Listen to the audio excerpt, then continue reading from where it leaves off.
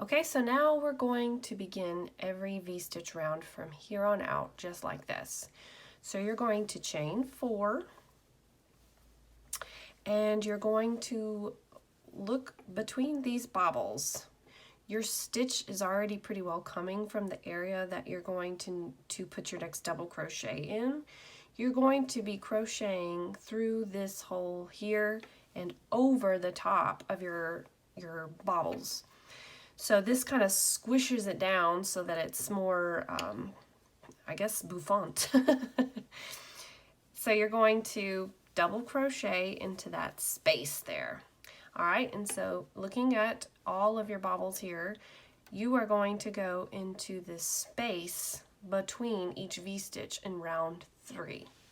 So this is where you're going to insert your hook, and you're going to do a V-stitch here, a V-stitch here, a V-stitch here, and on and on and on.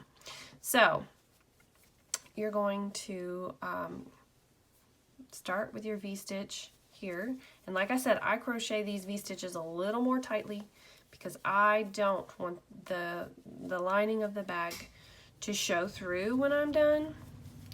And another thing that you'll notice is I'm just kind of leaving the bobbles towards the back right now. When I am done with this round, I will go back and pull the bobbles forward because I feel like it's just more, it just saves more time to not fool with it at every stitch.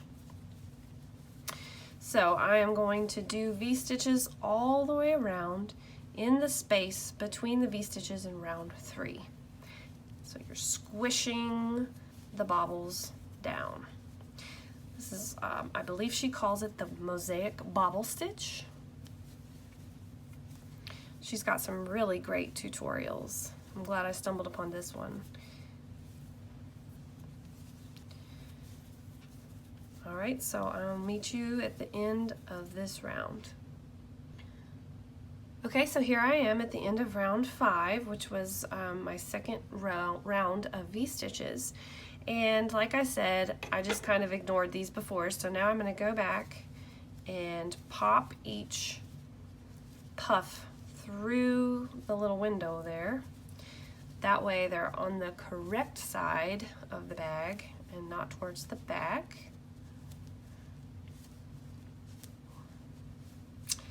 Okay, that way you're sure that every one of them is facing out, okay? And then I make sure that my my stitch marker and my yarn there from the colored variegated yarn is towards the front, okay? Which I got a little twisted there, so I'm going to twist it. It's really easy to get twisted when you're using 2 simultaneously, but it's better than weaving in 1,000 ends. So pull those forward, and then you're going to slip stitch in the 3rd chain of your beginning chain of round 5.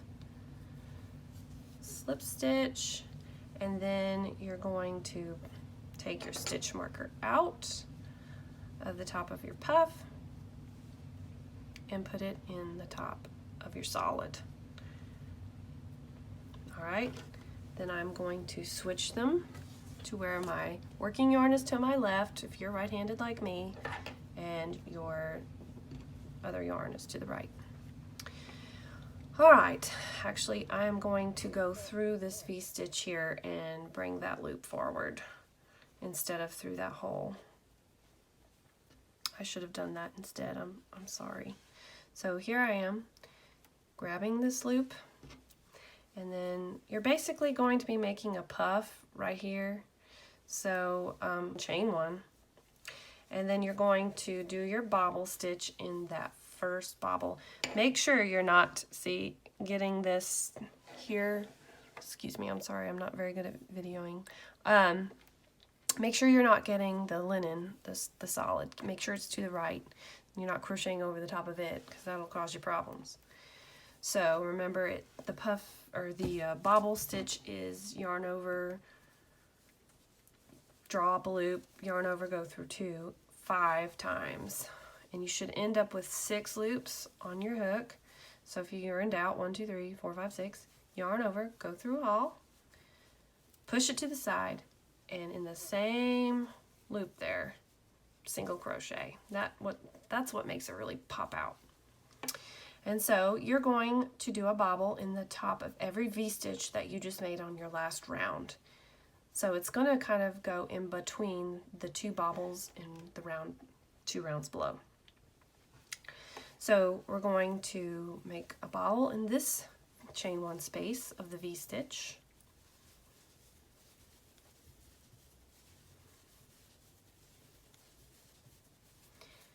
And then a single crochet in that same chain one space. You're going to pop it out. And you're going to do this all the way around till we get to the end. So I'll see you then. Okay, so here I am at the end of round, I've lost count, I think 6. Anyways, I made the last bobble and single in the last V-stitch. And just like before, we're going to bring our linen towards the front of the bag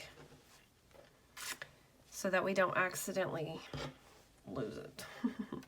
So kind of pull it towards you, pull this towards you, and then we're going to slip stitch into the top of that first bobble. You want to make sure that you're actually getting the top. I've accidentally gotten the side a few times, so if your bobble's not fully pushed out, you might grab the wrong 2 strands. Okay, so we're going to set that to the right, unless you're lefty. And you're going to pick up your stitch mark and you're going to take it out and put it into the last stitch of your bobble. Okay, so you're going to repeat the 2 rounds that we just did. So the V-stitch round and then the bobble round. You're going to repeat that until you have 5 rounds of bobbles and 6 rounds of V-stitches. And then when you get to that point, if you want your bag to be about the same size as mine, you're going to stop, and after your 5th round of bobbles, you're going to actually fasten off the the variegated, and then you're going to continue on in your solid linen color for the brim, and I will meet you at that point where we finish the last round of V-stitches. Okay, I'm on the last round of V-stitches. As you can see, I have 5 rounds of bobbles, and that's 1, 2, 3, 4, and 5. And I wanted to just kind of go over the last few of these to make sure that you're understanding what I'm doing. So make sure that you are going between the V-stitches when you are making the V-stitches after your bobble round. So you're actually going into the space 2 rounds below. I just wanted to reiterate that since I didn't really go back over it after I left you to yourself. Sorry about that. So I did my last V-stitch, and I have already fastened off the colored yarn because that was my last round of bobbles.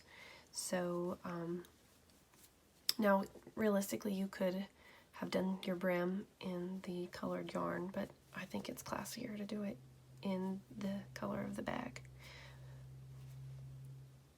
Body, I guess you can say. I don't know what the word is I'm looking for. So now we're slip stitching into the 3rd chain of your beginning chain. You're going to chain 1, and we're going to do a single crochet in every double crochet and in every chain 1 space.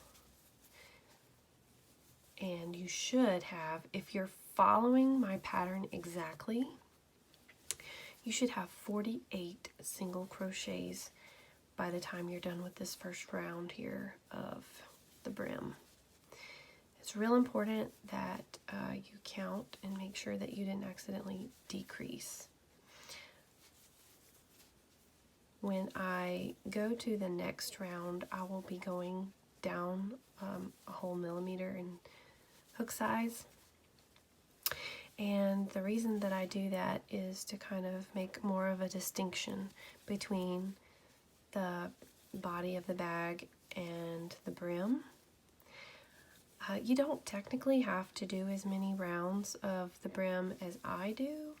The reason that I do so many rounds is so that I can sew my tag, my business tag on the front, and it just looks real professional, I think, and it doesn't look crowded.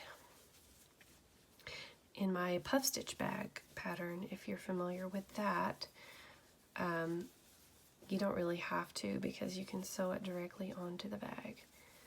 So that's why I'm making a brim on this bag, because these baubles are just way too big to sew a tag on them.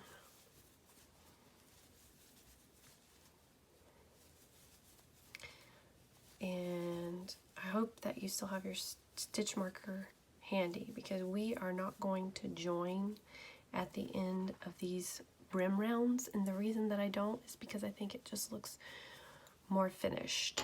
And if you haven't already, go back through and push over all of your baubles, and you should be able to even stick your finger in them to really pop them out there, really make them poke out. Okay, so we have done that first round, so I am going to take this hook and put it to the side. And I'm switching to my H hook, which is a 5mm hook, and I'm going to not slip stitch to join. I'm just going to continue in the round and put a single crochet somewhat loosely, because I don't really want it to draw in a whole lot because we want that zipper to fit. If your bag is already pushing it by being a little too small, like maybe you crochet super tight and your bag is not going to be quite big enough or whatever for your 7-inch zipper, then I would not go down a hook size. If you're already struggling with it being too small, you don't want to make it harder on yourself or your liner. And it's going to make more sense when I show you how to do the lining.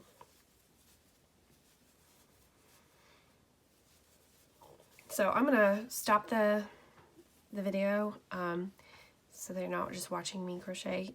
You're going to want to do a total of 4 rounds. Now that first round we did with our J hook counts. So you're going to do 3 more rounds using your smaller hook, and you are going to fasten off. And I will meet you when we are done with that round 4 of our brim.